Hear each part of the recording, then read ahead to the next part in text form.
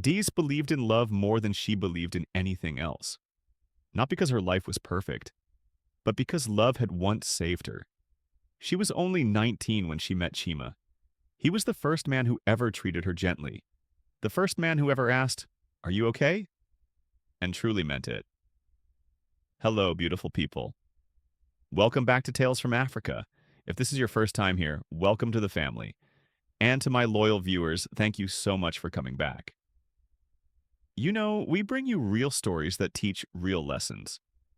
Before we continue, please comment below and tell us where you are watching from.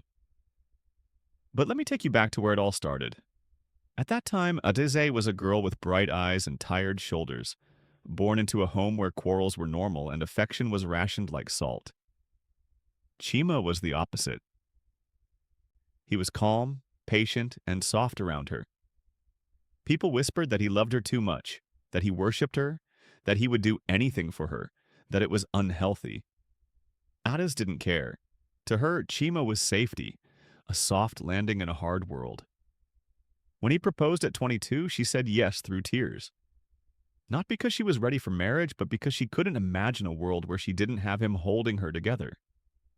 They made a small home, full of big dreams and tiny joys. They talked about children, careers, travels, and building a future far better than their past. But love, real love, has a hidden weight. And sometimes the weight falls on the wrong shoulders. It started with little things. Chima lost his job. They said his temper didn't fit workplace culture. Adazi didn't understand. The man she knew was calm. The man she loved was gentle. But at home, he changed, not suddenly, slowly. One day he snapped at her because the stew had too much pepper. Another day he broke a plate because she asked if he had applied for new jobs. Then came the silence. The cold, heavy silence that chokes a home. Adiz tried to help him. She applied for jobs on his behalf. She hid her tears. She stayed patient. All marriages have their seasons, her mother said. But Adazi began to realize something heartbreaking. She had married a man who only knew how to love when life felt easy. And now, life was hard. One night, Adiz returned from her small shop to find Chima sitting in the dark. "You're late," he whispered. Customers came late." His voice sliced through her excuse. "Are you cheating on me?" She froze. "What?" "Chima, no, I would never." He stood up, eyes wild. "Then why were you smiling with that man at the shop last week?" Adaze swallowed. "That was a customer." Chima marched toward her. She stepped back instinctively, and that more than anything broke her. He saw the fear in her eyes, and instead of stopping, he smiled. Something was cracking inside him. Something she tried desperately to hold together.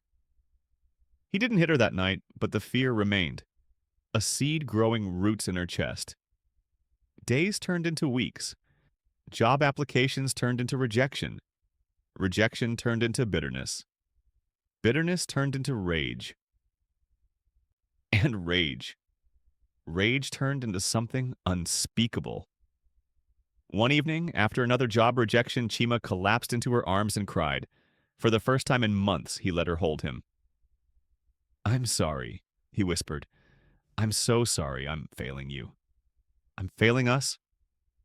Her heart broke for him. She wiped his tears. "I'm here. We'll survive this, together." He nodded, trembling. He promised to try, to change, to get help. But apologies without healing are like watering a dead plant. They don't bring anything back.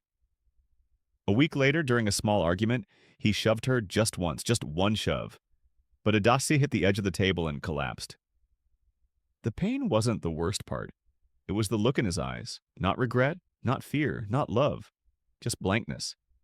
As if her pain didn't register. As if she wasn't his wife. As if she wasn't the woman he once fought the world for.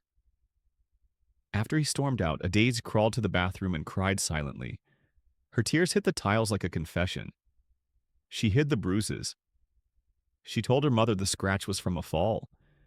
She told her friends she was tired. She told herself it was stress, but deep down, she knew the truth. She was losing herself in the name of love. The breaking point didn't come with a scream. It came with silence. Adizay stopped arguing, stopped defending herself, stopped hoping. She lived like a ghost in her own home, floating, silent, careful, invisible. Chima noticed. One night, he sat beside her. Adizay, talk to me. What's happening to us? She looked at him with eyes drained of fight. You're hurting me, she said softly. He shook his head. No. I I didn't mean, you don't have to mean it, she whispered. It still hurts. His eyes filled with tears. Adizay, I love you. She sighed. I know, but your love is killing me. The room went silent. Chima began to cry again, loud, aching sobs. He begged, he swore. He blamed life, the economy, his past, everything except himself. She held his hand gently. I forgave you the first time, and the second, and the third. But forgiveness without change is like lighting a candle in a storm. Chima trembled. So, you're leaving me? Adizay looked at the man she once worshipped, the man she built dreams with, the man who held her heart before he crushed it. And she whispered, I'm choosing myself. For once, I'm choosing myself. That night, she packed a small bag, just clothes and documents. Memories stayed behind. As she stepped outside, Chima grabbed her arm, not violently, just desperately. Adizay, please don't go. She looked at him one last time. I loved you with everything. Everything, but love isn't enough when pain becomes normal. Then she walked into the quiet night, her heart shattering with each step. She didn't leave because she stopped loving him. She left because she started loving herself.